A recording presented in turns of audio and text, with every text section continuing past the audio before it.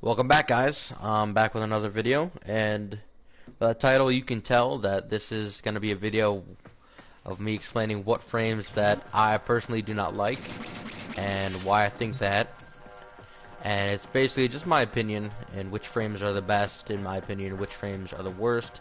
In this video we're going to go over the worst frames, and to start off this list, which there's no particular order, we're going to talk about the frame. Where is she? Nyx. Now, Nyx is a overall okay frame in my opinion.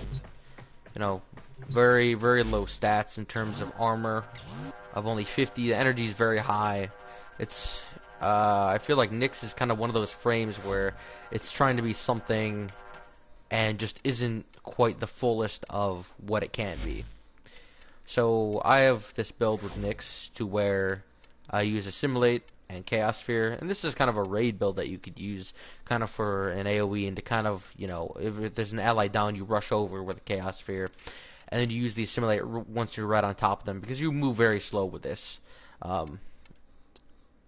Yeah, once you're on top of them, you use the Assimilate, and you can revive them. When you're in regular Absorb, you can't really move at all whatsoever.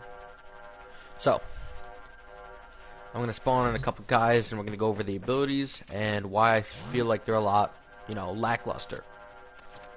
Okay, we're just going to spawn in a few Corrupted Butcher. We're going to spawn in 10, and we're going to see how she kind of deals with those. We're going to make the enemy level 30, just to give it a little bit more health, and we're just going to do that just to see. And actually, you know, we're going to keep that on. Friendly fire, kill enemies, and let's simulate.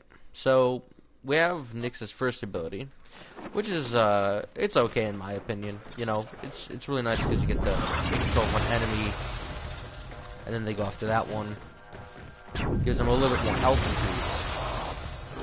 And they fight for you after being controlled for a little bit. Oop, my bad. And it's really good if you want to take control of like a bombard or something really heavy, make it fight for you. Kind of brings an ally to you, which is okay in my opinion. It just, you know, it just kind of slow to activate. So they crouch down, and then these guys are already on top of it basically, and they're going at it. The next ability is Psychic Bolt. It has a little bit of an AoE and causes radiation damage. Again, radiation damage confuses enemies and makes them attack each other, but also what it does is it makes them attack you, which is why I don't feel like Nyx is that good in terms of crowd control ability, because even her other ability, this one, her Chaos, her third ability, basically causes the enemies to attack each other, and even so, they will aggro on you sometimes, depending on your, you know, you can do that. But they can be aggro on you. I don't know if it's a higher level kind of thing, but I've been, you know, I've been hit by it. Like if we read the description of Nyx's abilities, it says, "Cast with a powerful psychic blast, Nyx causes mass hysteria on the battlefield, confusing all enemies to attack random factions." Random factions. That includes you in the faction, because you're technically, I guess you can be considered a faction as well. So that means that as a player, if you're technically in the Tenno faction, that means that you're going to wind up being aggroed on as well. So like this, and then the first thing they see me, if I go into here, to the damaging. And that's why I don't feel like Nyx is that good of a crowd control ability, because even though she's making everyone aggro,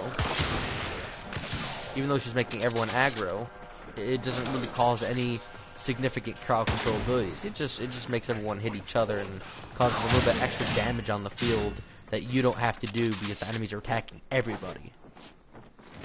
I find this ability to be extremely lackluster in terms of CC, which is why I don't like using her as well. But the last ability is actually fantastic, and that is the Absorb that she has.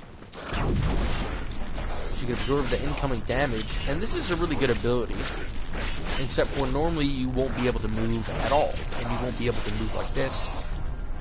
and then you won't be able to reflect the damage outward. Well, you can just, you know, if enemies move away, you know, you can't move, and even with this augment, you're still very slow. Like, I'll show you, this is max speed. I can't sprint, I can't do rolls, I can't do bullet jumps when I'm in this state, and it just makes your overall movement and going through mission progress all the more harder, which makes you really just have to either go on her third ability, like crowd control, or she's just gonna have to do a defense or some place where she's gonna have to hold a position rather than going out into, like, let's say a survival. I mean, yeah, you could always have a survival, but you know, you'll be swarmed with nullifiers and everything depending on where you go, and I don't find it to be that useful. She's also affected, like, the more damage she takes in this form, the more energy she consumes. So if there's an Xmas enemy, I guarantee you're gonna be running out of energy very, very fast. That's why I don't like Nyx. Okay, so the next frame I want to talk about is Wukong. Now, Wukong isn't bad at all. I like his abilities. They're very good. His first ability, kind of useless, just kind of a little jab. Didn't really do much. It does a little bit of damage, and I think it staggers enemies as well. Let's try it out.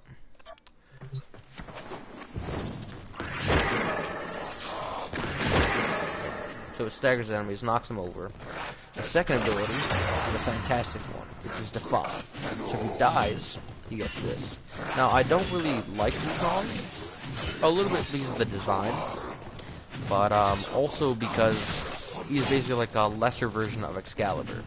See, we died there. I'll show you my health. We'll go down. And okay. His also third ability isn't very good as well. It kind of stuns enemies, but like you can see him right on top of this guy, and he's not getting stunned at all. Just not. So his abilities are lackluster. His final ability is really fat. Has some very nice slam combos, but overall he has to be right on top of the opponent, which in some cases is not very good. Like Excalibur can take down nullifiers from a long distance away, so if you compare him to Excalibur, he's a little bit lackluster. He also is a little bit more tanky, so I have mixed feelings about him. He is no means bad. He's just kind of like a step down from Excalibur's Exalted Blade, which most people tend to use. And I even use constantly, because let's face it, that ability is just overpowered. Let's see. The next ability, Nidus. So we're on number 3 now. And Nidus is overall a decent frame. Let's get some higher level. Let's go for some bombards. There we go. Let's get 5 or 4 in there. It's fine. Let's ump the level to 45. And then let's simulate. Okay. So here we have Nidus. And I feel like Nidus' abilities are, like, again, they are good. They're not, you know, they're not super, you know, I don't know why they're different factions. So his first ability basically charges everything. And it just kind of slows me. You can see how much I'm really spamming it on the and I've only gone up to 5. It really requires a lot. Next ability. I barely use this guy at all. His ult final ability is really powerful.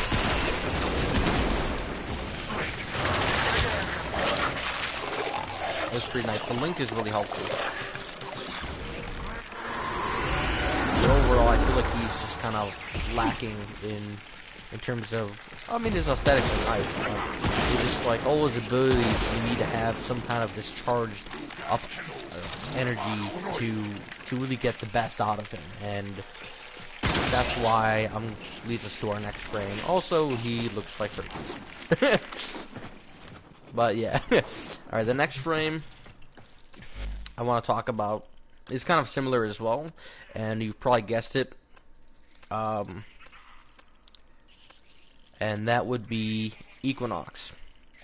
Now, I find Equinox to be an overall very weird frame. It's different from your average frame. In fact, I prefer Equinox to either be one or the other. I mean, I feel like the abilities have great synchronization if he could use them simultaneously. For instance, the sleep that he has is extremely useful, and Avara has a sleep as well. So, we're in day form right now, so we have the slash proc. And it does some damage, and stuff over time. The damage is pretty nice. But overall, he just he's very, very squishy. Equinox is one of the squishiest frames. Now, he has got some survivability because he could have that damage built up. But, like, again, he needs a lot of that damage. And then he releases it all at once, and then you basically have to start over from scratch again, which I simply do not like. Let's simulate this again. And now we're in the night form. And the night form is really good.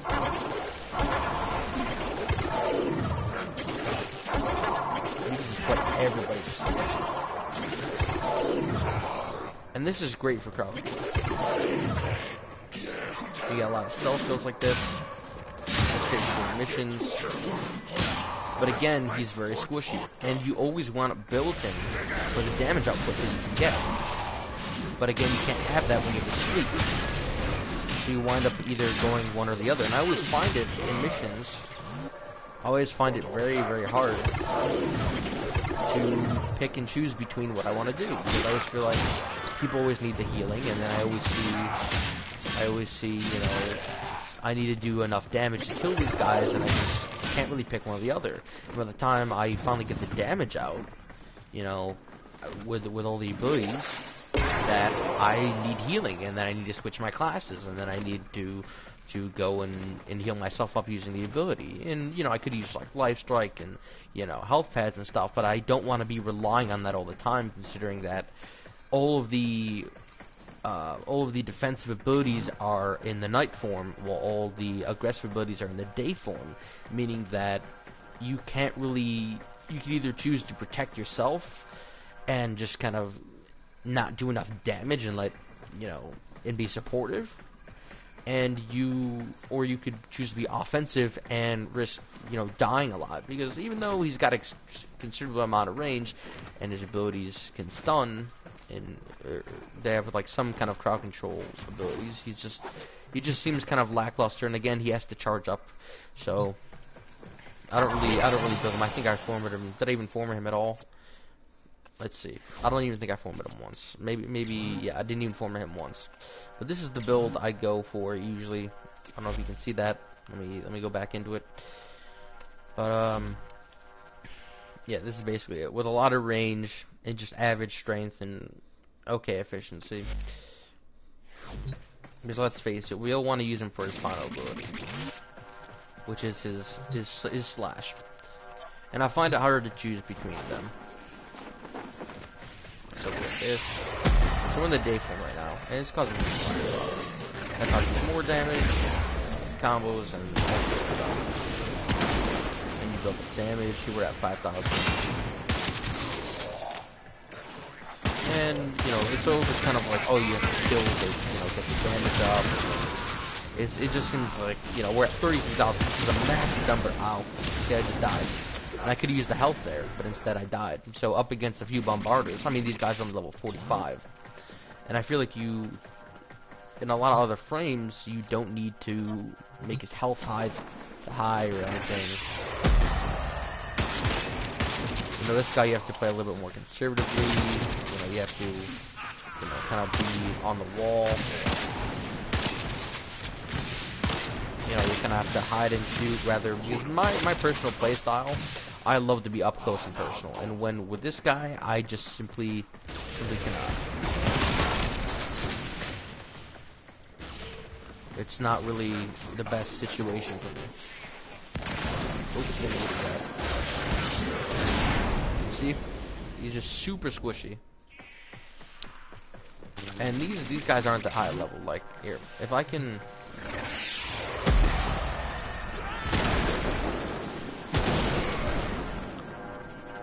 I don't want to have to be hiding and peek out. But overall, he's kind of like lackluster in terms of his survivability, but has a great support and damage dealing over time. It's extremely exceptional.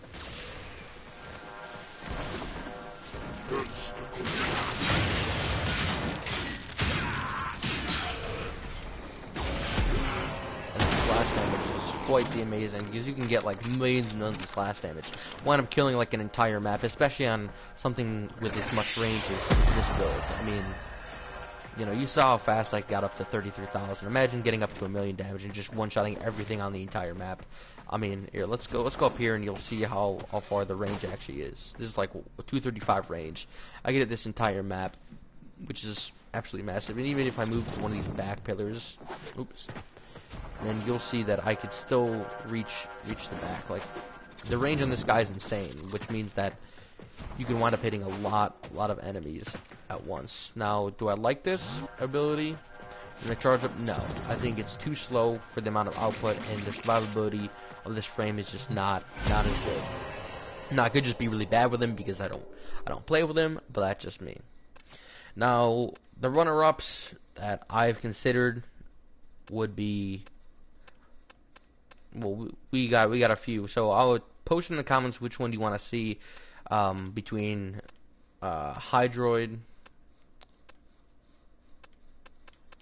Hello? Oh, someone's in here. Hello. Between Hydroid, Mag, and people wanna see Zephyr, but I actually like Zephyr. So, and Oberon. So Oberon, Mag, and Hydroid.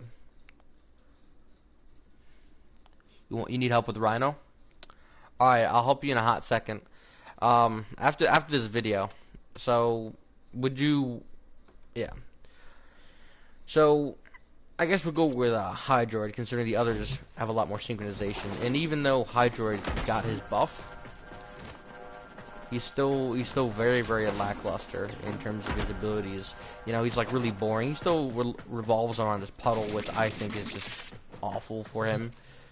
Let's get rid of these bombards, and let's, you know, you can see first ability, AoE. It's not really accurate, but you know, the more range on the Warframe, the better it is. His abilities are charged. The nerf is one ability that has the most synchronization, and that's his thing. Let's put on the switch here. Oh, thank you, man. So shout out to you.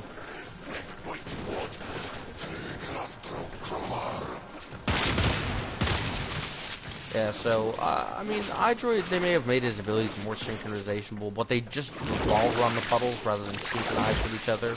Like, you'll see frames like Saren, for instance, which all of the abilities can be comboed together to create a massive amount of damage, while all you have is a puddle, and you just drag enemies in, basically, and you can use this ability together and you can hit enemies, but overall, the synchronization isn't there. The abilities work together more fluently now, yes. But I feel like they should have made Hydroid's abilities a lot more different. For instance, instead of having this ability with a puddle, I was thinking they would have his, you know, his third ability kind of have a water spout that pulls enemies in like a vortex and shoots them out just like a water spout, kind of like a little vortex that would stagger enemies and cause like some kind of corrosive proc or something like that just on the enemies. And for its final ability, instead of having, you know, a little monster here on the ground, see this guy, instead of this guy, how the tentacles could actually emerge from him. Oh, that's you, okay. And I thought, hey, why don't you have the tentacles emerge from Hydroid, emitting from his body, kind of creating an armor, and kind of, so that way it would work more like Pilfering Swarm, where it would require energy over time for the amount of drops. So I feel like this would be a great change for Hydra, and I wish they implemented it, but, you know, he's just, they were more concerned about his cosmetics more than anything. Like, you know, they did a lot more cosmetics on his tentacles. They looked more realistic. They made the puddle more water and translucent. They added a squid to his final ability. They made his water look actually like water. But they focused too much on the cosmetics, not the actual synchronization. And that's why Hydroid is one of the worst frames to be. And he's just flat out boring. Does he look really cool? Yeah. But that's about it. Peace.